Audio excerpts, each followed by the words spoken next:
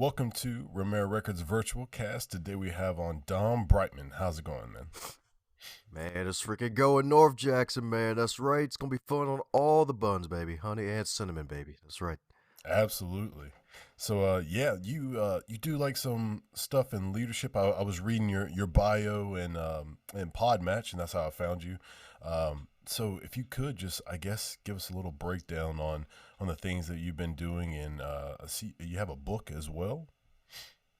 Oh, yes, sir. Yeah. So, actually, a member of the Maxwell leadership team and certified under him. And my personal discipline under that one is self leadership because from the cradle to the grave, we lead ourselves the longest. And the thing is, we really have to take care of the whole person first before we can really lead others. Like, you have to really take care of yourself before you lead others because we're the person we lead the longest. And people are going to have to buy into you before they buy into whatever vision you're trying to sell them or whatever goal you're trying to get them to reach towards. And lo and behold, a part of that actually became was actually becoming an author and actually encouraging others to create their own piece of immortality. And when you write a book, you're in the business of immortality because you're creating a piece of yourself to leave here long after you're gone. And you never know, decades on end. After you're gone in this form anyway, folks may find what you were thinking about at the time and be like, oh, wow, this is freaking gold. Oh, or this is freaking hilarious. It was freaking entertaining. And it's like, yeah, yeah, that's right. It could be like a tree somewhere in a forest, be like, yeah, that's me. If you actually remember that is. Oh my goodness. So, I mean, it seems like you have like a certain way of thinking differently than how people a lot of people when they think of, who they are, they don't really think about really, what they could leave behind as far as like a gift, to everybody else. And I think that's something to really think about and what people should I guess take from, your way of relaying that information to people. Oh, yeah, man. You said it perfectly. Just thinking different because if funny enough, I think that was probably like an Apple commercial thing at one point, like thinking different because that's really what people need nowadays, and a lot of people are thinking different. Like the one of the good things about the crazy times we're in is that it's forcing people to think different and really think about their life more intentionally and like just one of them is just taking the content of your life and putting it out there for folks to consume and heck even bettering your own life as a result. There's the main story of, a lot of folks being trapped in the house and they gained a lot of weight, but there's also some success stories where it worked in reverse for some people because it's like, oh, I lost a bunch of weight during COVID. It freaking worked out good for me. It's like there's like so many wonderful changes that have happened as a result within all the nonsense. Like, even though there's still chaos in the world, there are still pockets of clarity in the earth that we can still find. And, like, it's just really out there, man.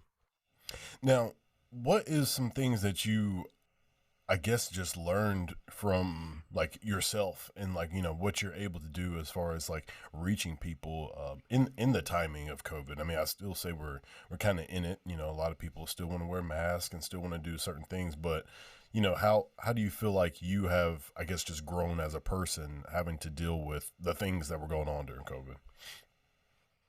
Well, one thing that COVID taught me is that, hey, no one's invincible. That was the major thing that I learned. Like, nobody is invincible. Like, when this COVID thing first did, I'm like, oh, dang, okay, I guess I'm off for a week or two. And then 2 weeks came. It's like, oh, yeah, stay home, y'all. And then out of nowhere, it's like, hey, 2 years later, feels like 3 years later, like, hey, um, we're like half out, but like half in. It's like, hey, Yeah, we want to be back to normal. 100% true.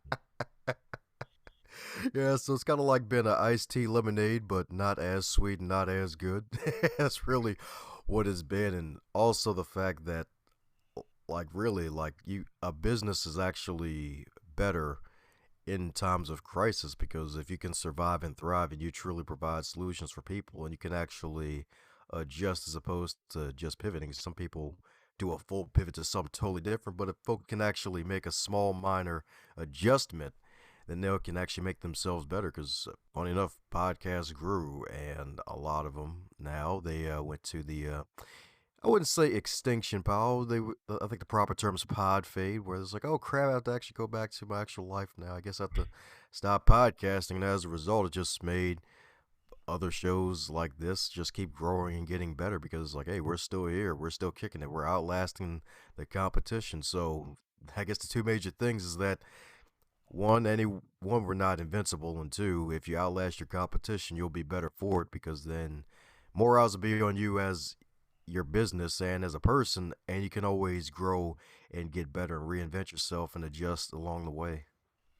Yeah, that's why I always tell people, like, if you're not good at something, just keep doing it. Like that's how you get better. Just keep doing it because as you were saying, like you'll just outlast the competition. Like if you look at, music over time, if you see somebody who has been making music for 20 years and they're at the top of their industry, usually the reason why they're there is just because they keep making music.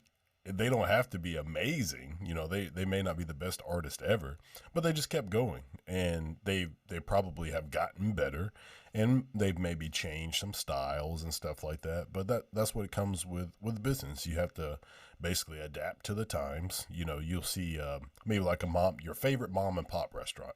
They've been around since 1980 something. And now, they went from only accepting cash to now they got to accept card. Now they got to accept just like somebody tapping their phone or something like that. And in the future, accepting Bitcoin, Yep. things things just change over time. And if you just keep going and you just keep doing whatever you do, as we saw through COVID, some of the companies, they just couldn't last just because they didn't have it. It really showed who was doing okay and who was actually struggling. That's really what COVID showed.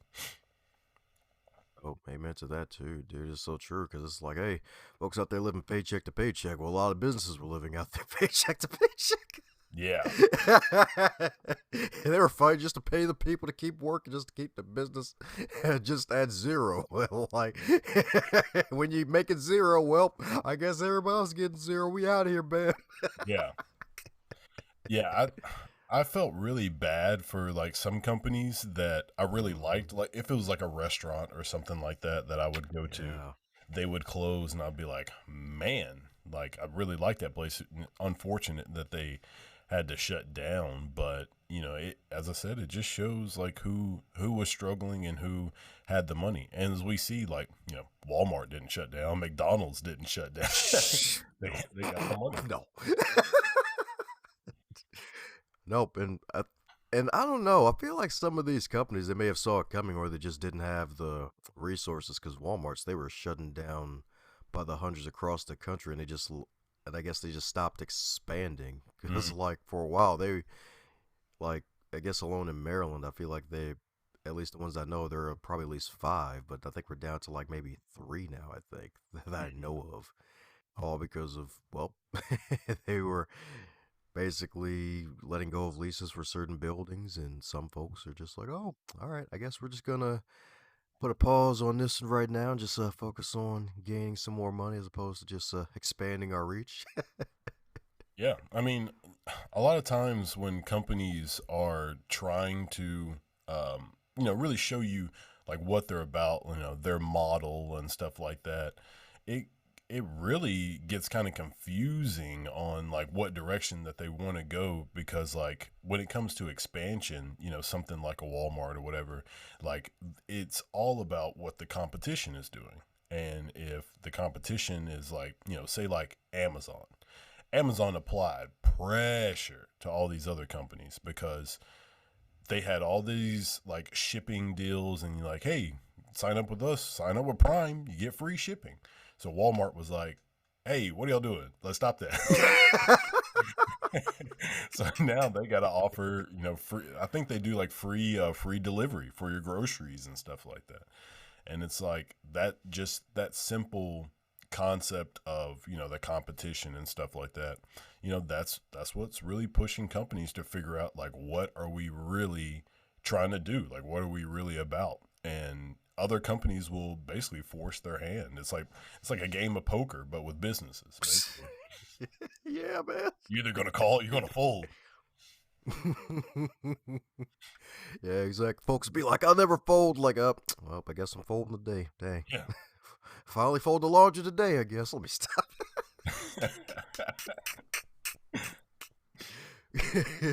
Yeah, I mean, if people, I guess if people really have a certain company that they like to stick with, then by all means, like support your company and do what you can to help it last. But other than that, like the economy is going to just play itself out, and if people don't, put the money toward what they think it should go to, and states as well. Like, I was listening to a Joe Rogan podcast, and he was like, I never realized the governor did anything until COVID.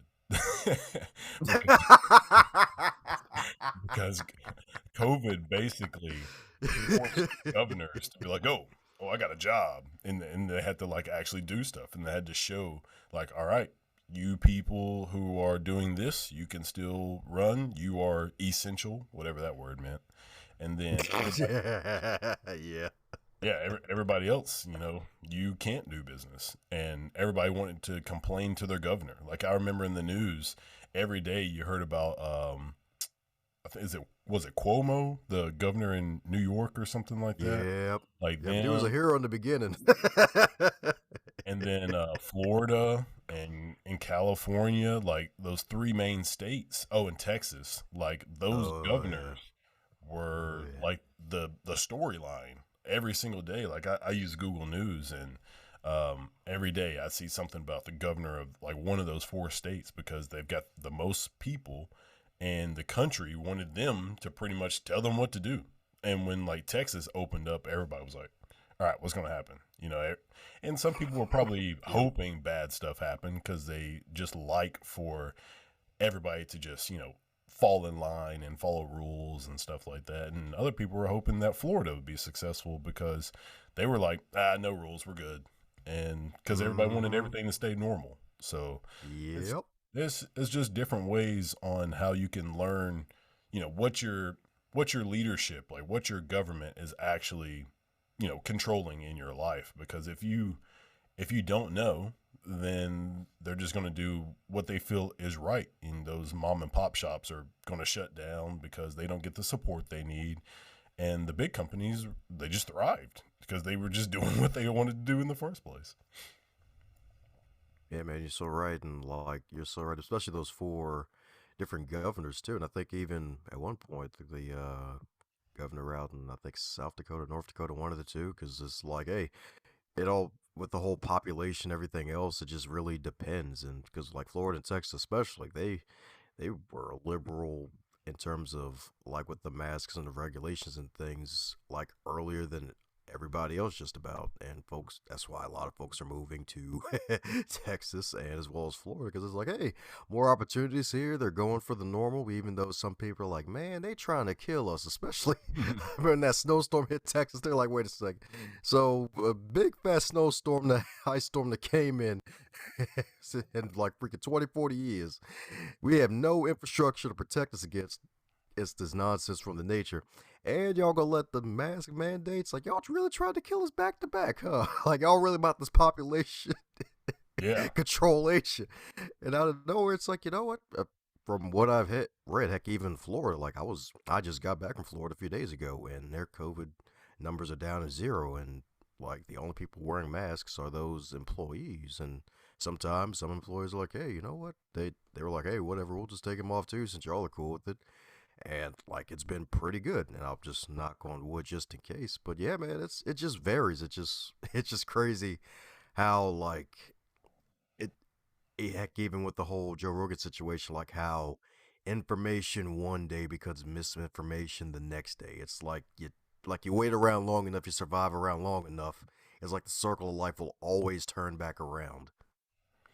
Yeah, and that's something that I've learned about just information in general. Like I even with this like whole Russia Ukraine stuff, like I've been staying far away from even like reading or hearing anything about it just because I want things to play out, and then I want to jump in and find out. It's like I don't know.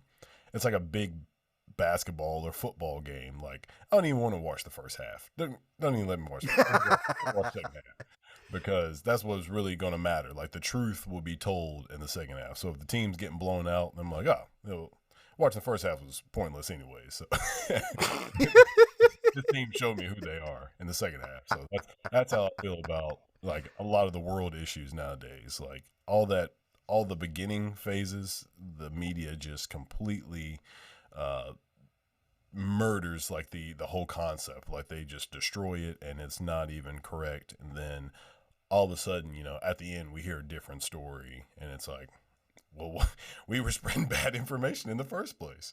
So yeah, that's how I feel about how things get spread, and how people, I guess, just information in general, how it's translated through the media to people.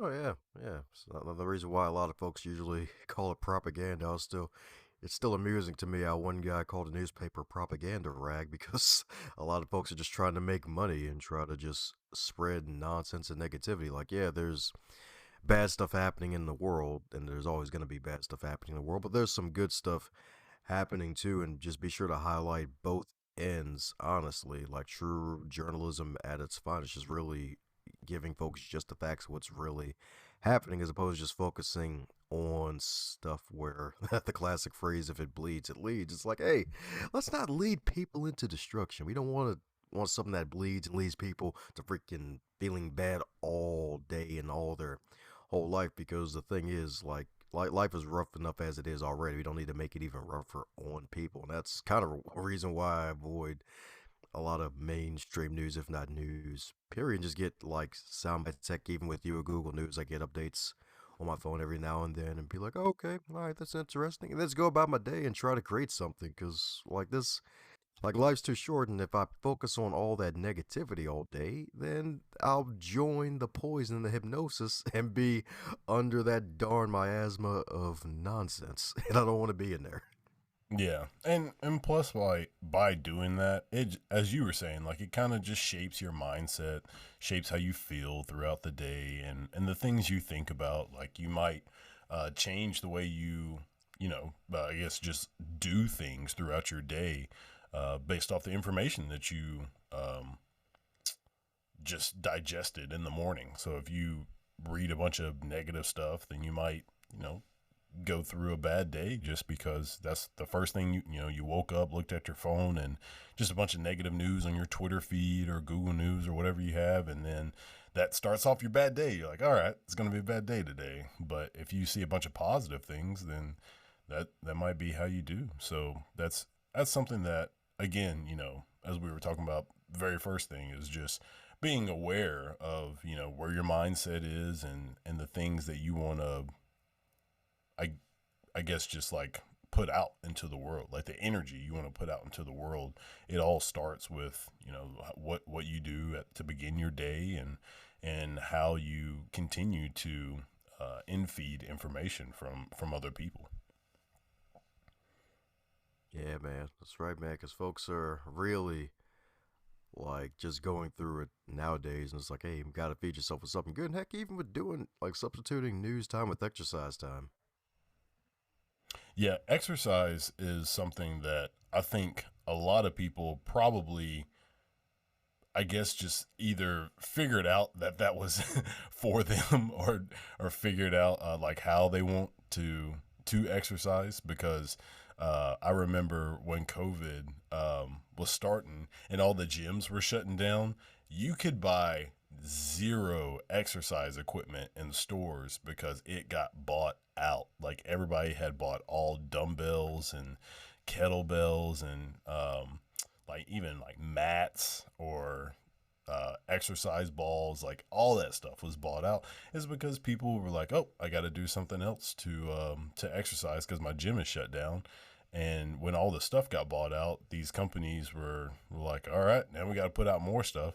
And then now you'll see like people selling their stuff because their gym is back open. They're like, oh, gym's back open. Let's go ahead and sell my stuff. But that's just how people That's how we do. When we need something, we get it. And then when we realize we don't need it anymore, that convenience thing just came back into our life, like a gym where everything is there. We don't have to house the weights at our home. Then everybody's like, all right, let's go back to normal where somebody else has all my weight equipment. So that's it's it's just we as humans are creatures of habit. We like convenience and we like habits. That's just how we perform best. Heck yeah, man, you're definitely right about that, dude. Like, it's so solid, and it's actually kind of funny. I, I guess it all worked out that I didn't need gym equipment because I wasn't even paying attention to that one. I was focusing on the podcast mics, although the whole masses were focusing on toilet paper. Like, oh yeah, that that That was is. so weird. I still don't know what that was about. Like, why was that the first thing to go? Like, if if anything, it should have been something that is actually necessary to stay alive. Like water. Let's start there. Like Yeah. most people are terrified to go to a lake or a stream to drink that water. So you would think they would want to get as much bottled water as they could from a store or something. But yet they went for toilet paper. And I was like, okay, sure. And then like everybody wanted to complain about now I'm just about to go on a rant, but I hated that everybody wanted to complain about how you can access food and everybody wanted to have like a system in place where we all can get food and get water and all this kind of beautiful society type stuff. And then as soon as they were like, all right, we're shutting stores down, everybody goes and grabs all the food that they can for themselves. And it's like, that's the exact opposite of what everybody was preaching that they wanted. And then you literally went and proved why we can't have that system. It's because when somebody told you can't have stuff, you went and grabbed all that you could. So I mean, a lot of people are just selfish, and they can't have that utopian society that a lot of people beg for. But I don't know. That's that's just human nature right there. Oh yeah, it is, man. Like, hey, it's the desperation shows when desperate times come. Like that's really when you find out who's really about what they preach, what they speak about. You get to find out what their values truly are when desperate times come. So, like, you're so right about that, man. It's like, hey, let's try to become better, but at the same time, it's like, hey, keep in mind, when some crap hits the fan, you know who you're really dealing with. Yeah, yeah, exactly. So do you have your own podcast? Oh yeah, man. My own podcast is called Going North, and it's all about interviewing fellow authors across the globe to really show some love to fellow writers and really give a platform for authors to get their voices heard and to promote their works and their businesses too, and to help folks realize that success is tangible. Because like I've had such a diverse group of authors on there, folks from the age of 17 all the way to 80, and folks who charged $5,000, $10,000 for keynote speeches, all the way to folks who are still have 9 to 5 jobs and they just write as a hobby. And it's just really about highlighting different folks from different backgrounds and realizing that hey, success can be tangible no matter where you come from. Because at the end of the day, we all need the same things. We just want to be respected. We want to have our supplies to be able to live, and we just want to really have our own slice of life where hey, if I enjoy this, I'm definitely going to enjoy this and just really help others realize that, hey, you can do it too, no matter where you are. So, yeah, that's really what the show is all about. And coming up on 5 year anniversary this September, funny enough. Nice, nice. So what made you want to do a podcast like that? Oh, yeah, funny enough, it was actually originally going to be me promoting my first book, Going North, that was published in 2016. But I figured, hey, after talking with a buddy of mine, a coaching buddy, she was like, "Hey, how about you call your podcast the Going North Podcast? Because it's going to be something totally different." That's one of the drawbacks of being a creative person. You got so many ideas, and before one idea tends to get enough traction, you try to move on to something else, and then you're like a squirrel and you just see all these random metaphorical nuts everywhere. So that conversation helped me to focus, and that's one of the major things is that we all need those right people in our lives to help us focus our thoughts and focus and remind us of our goals and hold us accountable. Because I could have went a different direction, but she kept me on the same direction, and thus the Going North podcast was born. And on top of that, reading a book by Derek Sivers called Anything You Want, short book, probably finish in an hour. Like the guy who created cdbaby.com, he made his website for independent music artists. So I was like, all right, I guess I'll make my show for authors. And every now and then folks will be like, hey, did you just interview authors only? And I'm like, yeah, there's at least 50,000 authors alive on Earth, especially after the book boomer era of COVID. That's the other thing about COVID. A lot of folks finally published the book that they've been wanting to write for years and decades on end.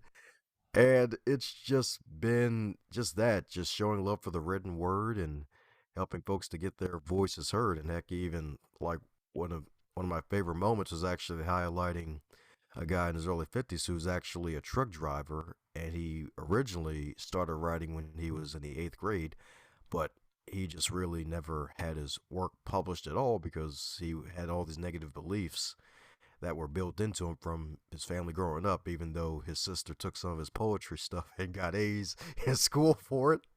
And he published his first little kid's book about, I think it was like last year, called Little Man's Big Day.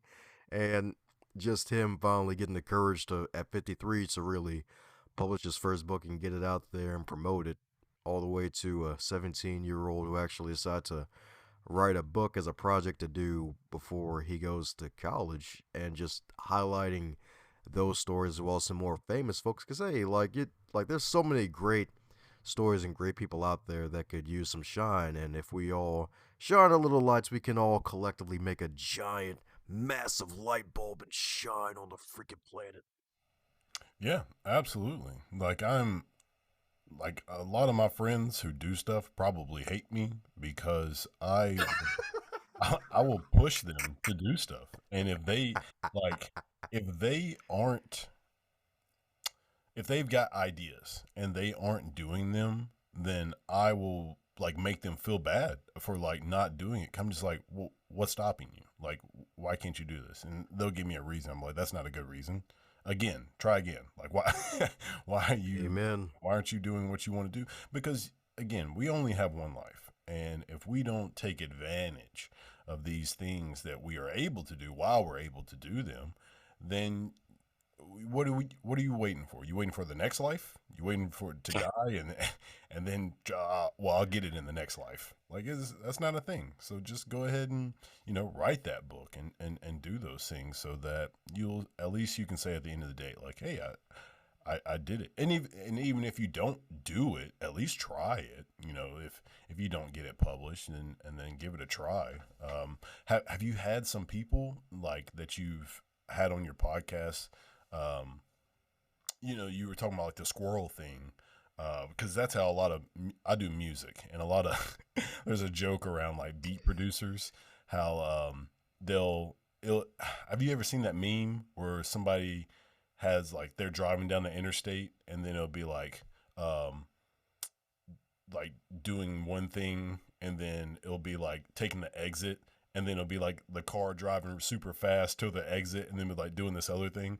For beat producers, Mm-hmm. the straightaway interstate will be like finishing a beat that I did a long time ago, and then the exit that they'll take and the car is just like swerving over there. It's like starting a completely different beat. So Yep. have Yep. you had people that Yep. you've talked to that are just like, all right, I've got a book, and then nah, I'll just stop that and just do another book.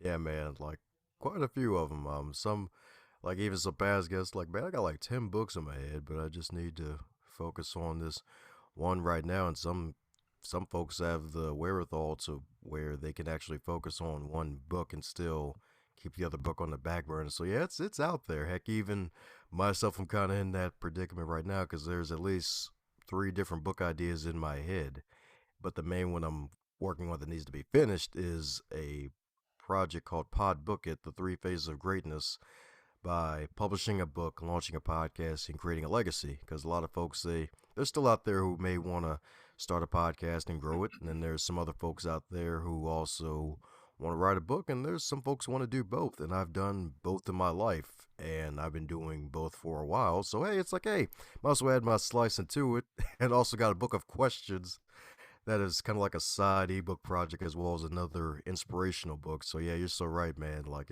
the temptation is high for a creative mind to just jump around everywhere. It's like, yeah, finish this wonderful music beat that I've been like stalling on for freaking ever. But it's like, you know what, this new beat sounds pretty good. I'm gonna get over there to the other side. Like, yeah, let me do this right now. What's the book of questions about? The book of questions, that was going to be like a little $3 ebook I was going to make full of all the questions I've acquired and asked myself over the years. Because the thing is, questions, when you ask them, they provoke a response. They provoke a thought and a response. Like, the thing is, even, like, you really can't ask somebody a question, they don't think about it or acknowledge it. Even if they try to switch the topic to something else, they still had a thought about that question. It's just like, oh, kind of like the whole politician style. It's like, all right, so what do you think about global warming?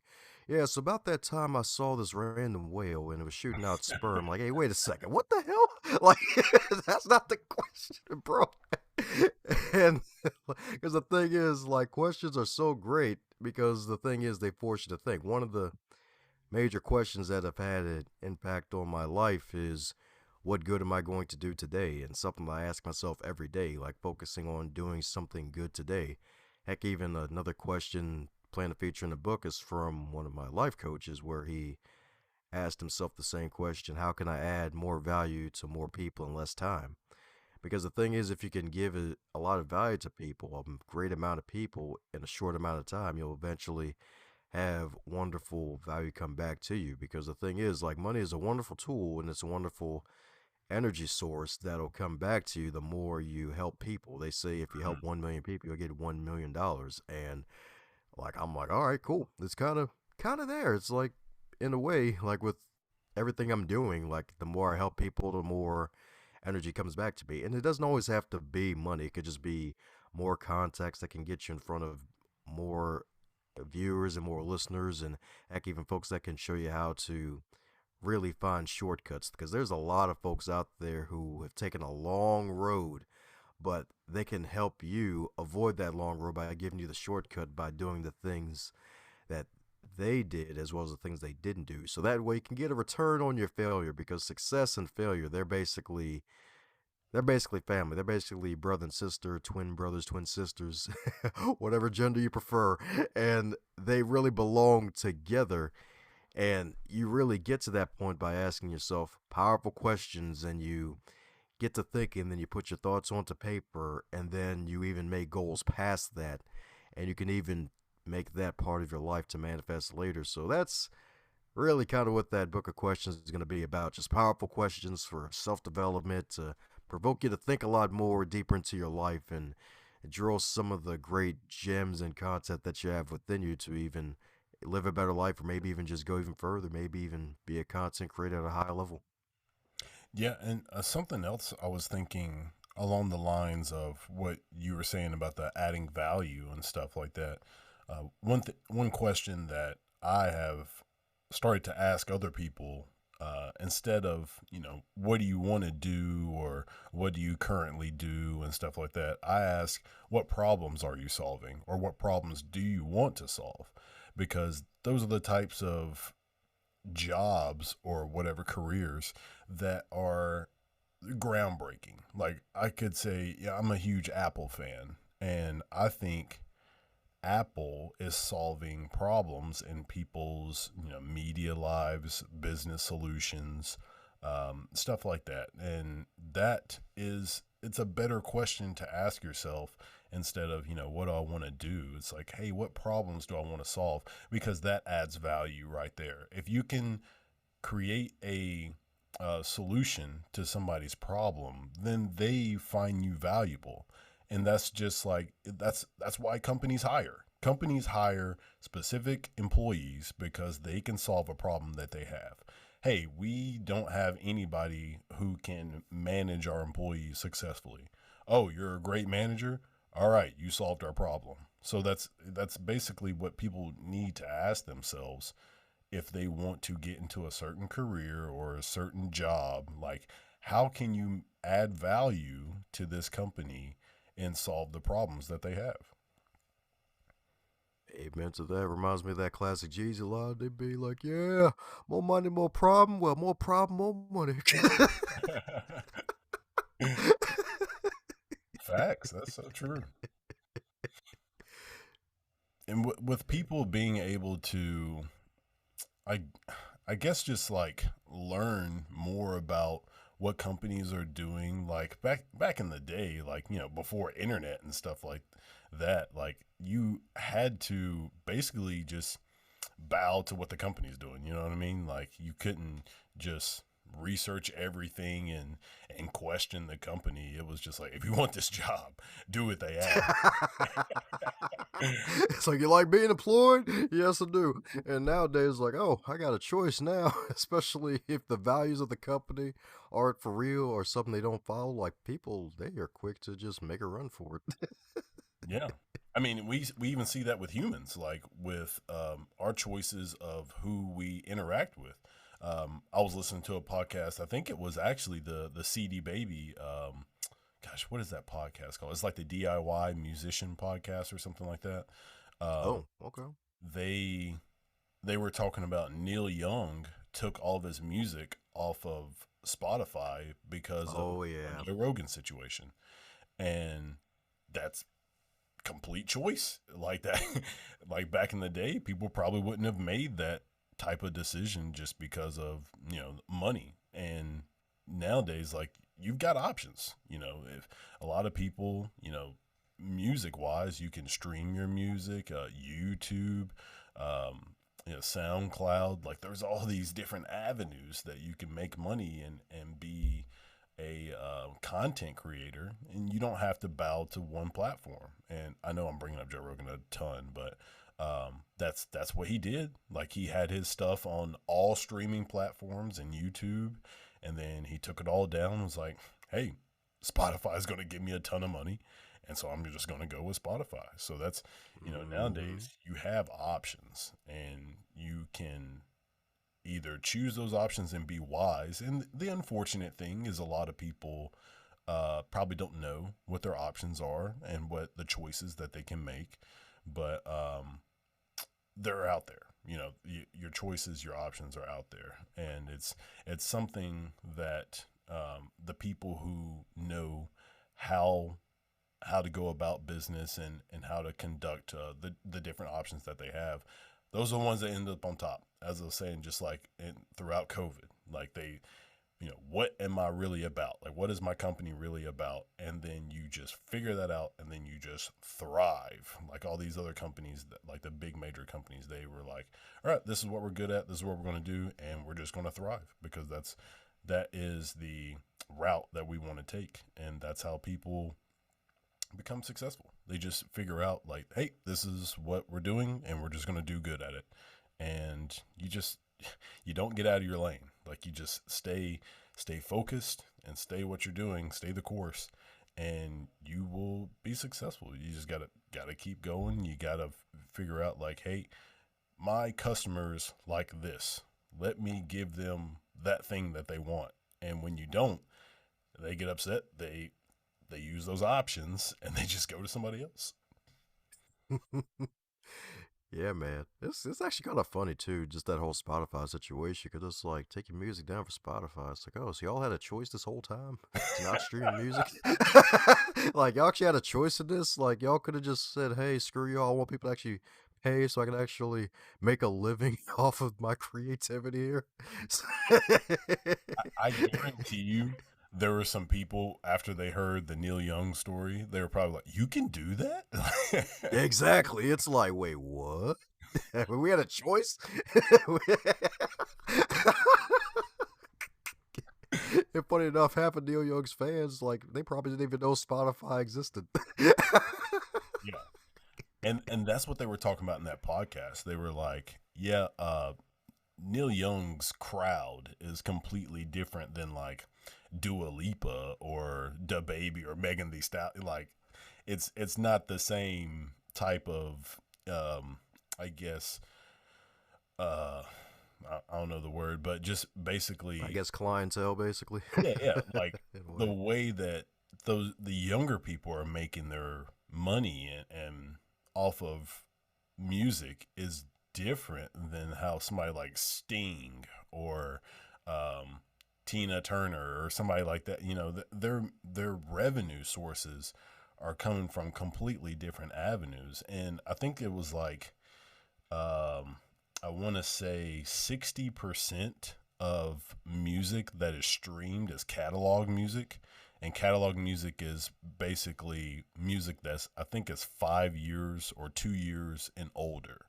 So if it's music that basically, you go back and you listen to an album, like a band or an artist's like third album they ever put out. And if they've got like 6 albums, for some reason you really like that third album, so you keep playing that third album. That's catalog music. It's music that's it's older. And they say like 60% of music that's streamed today is catalog music. It's not even the newer music. So that's, as we were talking about, that's Neil Young's group. They're probably just streaming like older music and not even newer stuff. That's I don't know when the last time he put music out, but it's, as we were saying, that's just different.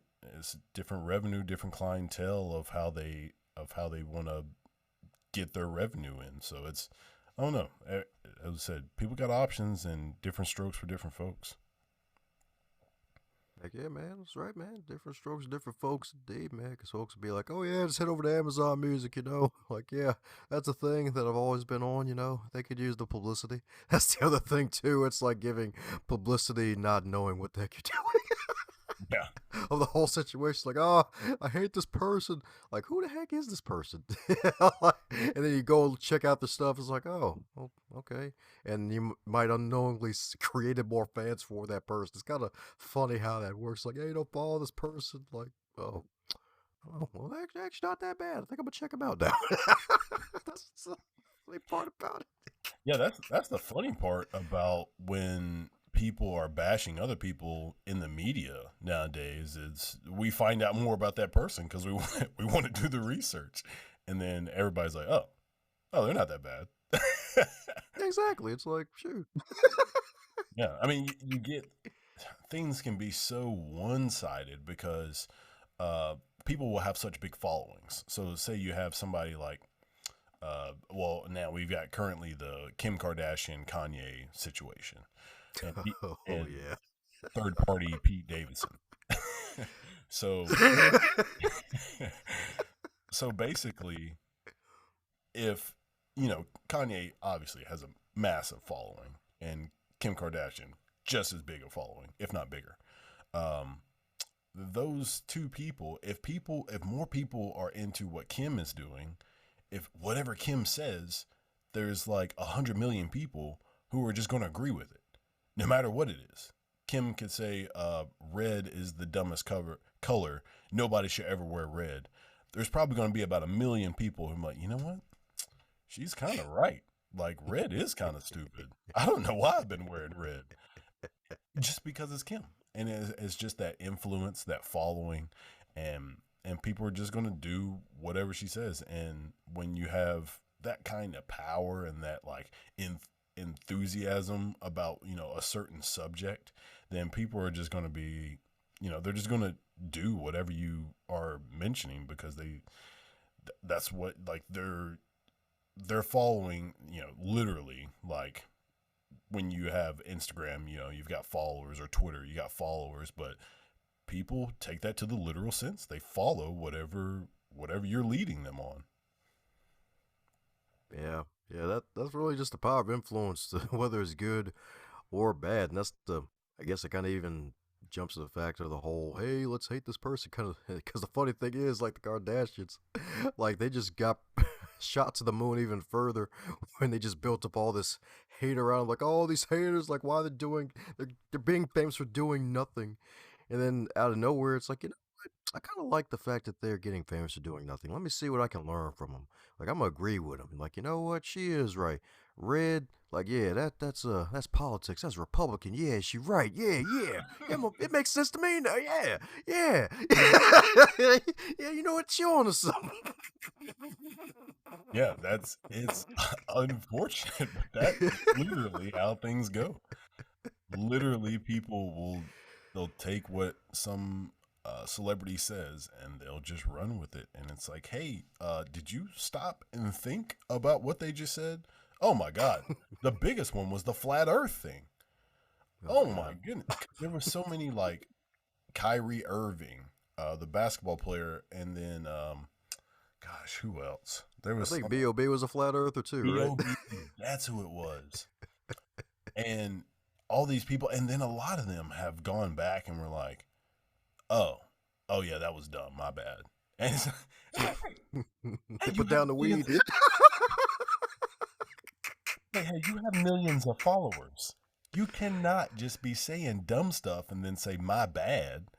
Like people actually believe the things you're saying, and they build their day off of what you're about to say. So you is very reckless abandon of a celebrity to just be like, oh yeah, my bad.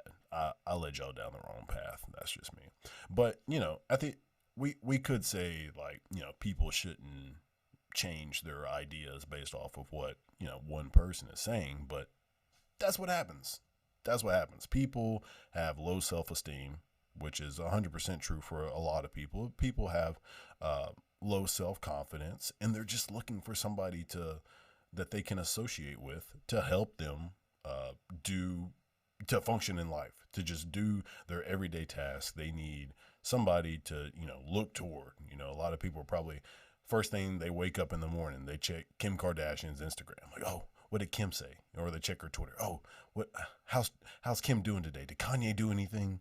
It's like, number one, people should not be doing that. First off, and then Mhm. number two, the celebrity should understand that people do that. That is a thing, and so that they should be very cautious of their everyday interactions with people, and that's just it's a huge deal because when people have that kind of influence over everyday individuals, that is is dangerous. Even we even saw that with the presidency, how from Trump to Biden, influence over people. I guarantee you. Now, don't get me wrong. I think Trump did a lot of great things as president, and I think he did a lot of dumb things as president. But I guarantee you, half the people who are like bleeding Trump right now didn't even know who Trump was. Like they probably knew who he was, Donald Trump, but they didn't know a lick about him other than like him being super rich. And now they're, all pro Trump this, pro Trump that. But at the end of the day, it's like, yo, Trump was just a dude who became president and said and spoke his mind, the most the realest president we ever had in my lifetime. I'm 29, and I think Trump probably spoke his mind more than anybody else. So I will definitely say we have to give that to him, that he was real to the core. You can't say he was fake because the dude said some of the dumbest stuff ever just because that was on his mind. And I guess you could say the same about Biden, but he's losing his mind by all means. I was for uh, I was for uh, sure Kamala Harris would be our president by now. I thought that was a guarantee. I was like, oh yeah, Biden's not going to make it. They got to give that man. surprise, surprise, right? Yeah, yeah, they got to give And that man. I'm not a fan of Trump or Biden either.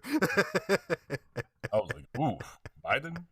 That's what y'all went with. All right, he's out in a couple of years, but he's still going strong. Well, I can't say going strong. He's still going. I think that basically what's going on now is the calm. Like I think everybody was very up in arms when he first got in. I think it was definitely like half and half because it was a close presidential race. I think Biden was landsliding it, but there was like some areas that still had their votes hadn't been counted, and then once they got their votes in, it was just like boom, neck and neck. But yeah, I think America voted for boring. You know what I mean? Like they voted for something that was not going to be in the news all the time, which was Trump. He was always in the news and he was always doing something crazy that people didn't agree with. And America voted for boring. They voted for something that they didn't have to wake up and be like, "Oh my God, what did my president do today?" And that's that goes back to the leadership thing. It's like how are you guiding these people to think? You know, people were probably nervous that we were going to get into a war with Russia every day with Trump and or North Korea. But now, well, now we have issues otherwise with Russia and the Ukraine situation. But it wasn't something we started. You know what I mean? Or like instigated. It's we don't have to worry about that with Biden because, as I said, America just voted for something that they knew would just be more quote unquote normal. They wanted a leader that wasn't going to be wild and crazy, and that just shows how people wanted to view America. They wanted something to be more mundane, I guess. Oh yeah, man. You said something really powerful earlier too, that a lot of folks tend to build their day on what folks are gonna say, especially those celebrities. And it's like just imagine just the power of that phrase that folks would apply to their own life if they speak something positive into their own lives. Because you're so right. It's like, hey, like instead of focusing on celebrities, especially Trump, especially when he talked about the inject yourself a Clorox thing, among the other crazy things he would do. He was hilarious.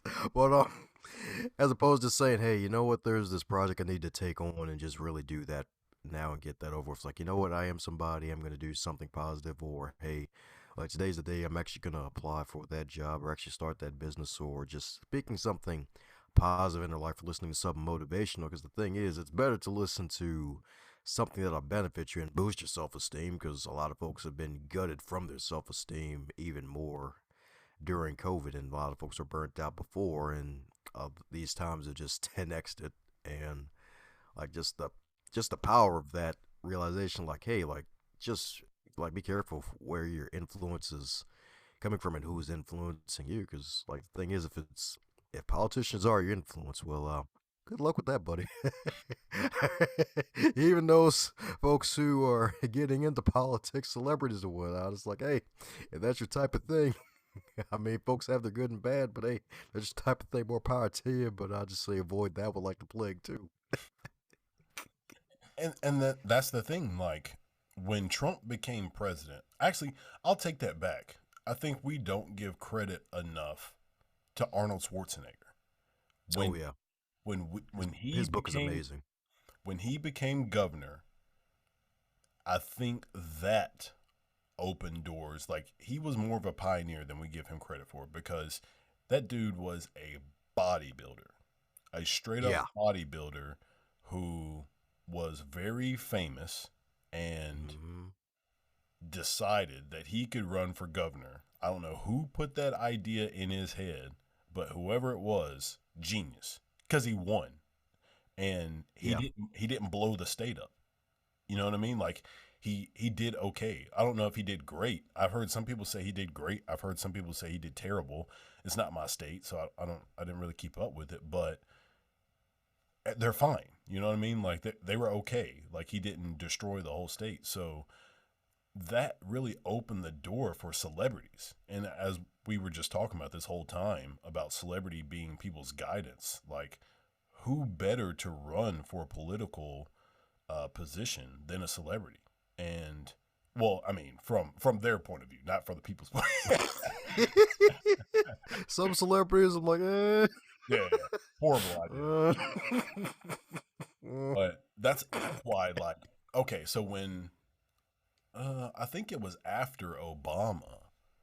Yeah, I think after Obama, people were like Oprah, The Rock, like those were the oh yeah, names. The Rock especially. Yeah. Those were names people were throwing out there to run for president and vice president because, as I said, I think unconsciously we didn't realize that Arnold Schwarzenegger really started that whole celebrity theme of being in really powerful positions. And, um, you know, I mean, probably back in the day, like I'm sure George Washington was probably a celebrity, or Thomas Jefferson, like, you know, the founding fathers of the country. I'm sure they were well-known people. That's probably why they got voted in. But in our terms of celebrity now, you know, just being on TV and in the media and stuff like that, um, it's really profound on where we could end up in the future. Like I think The Rock was kind of teasing like that he would run, and then I think Oprah was kind of serious about it. It didn't really go anywhere. We saw Kanye throw his name in there. I actually forgot about that till just now. Um, wow. He got 60,000 votes apparently. Imagine if he did win, and Oh we god. had the Kim situation with him now. Oh god, no. How weird would that have been? But yeah, I mean, Ugh. anyway, to speak about all that, basically, celebrities they have so much power over people, and how they, you know, how they just guide people throughout their everyday life. It's crazy, and I don't think people really understand how much of an influence they really do have on people. Yeah, yeah, it's just definitely true. Folks got to really acknowledge that for what it is. Because, yeah, you're right. Arnold Schwarzenegger, especially as like a more modern example. Because I think before him, I think the last celebrity. Well, then again, I know Reagan was an actor before he became president.